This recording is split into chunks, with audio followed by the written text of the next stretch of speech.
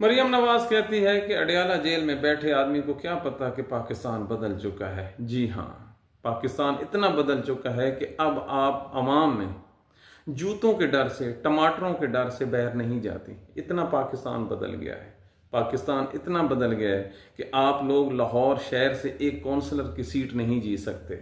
पाकिस्तान इतना बदल गया है कि आपके MPA MNA मुंह पर मास्क लगाकर अपने घरों को जाते हैं। पाकिस्तान इतना बदल गया है कि आप और आपकी काबीना के लोग आज तक किसी आज़ाद प्रेस कॉन्फ्रेंस में नहीं बैठ सके। पाकिस्तान इतना बदल गया है कि आप और आपके चाचा और आपके लाने वालों ने आज तक किसी इंडिपेंडेंट जर्नलिस्ट को इंटरव्यू नहीं दिया।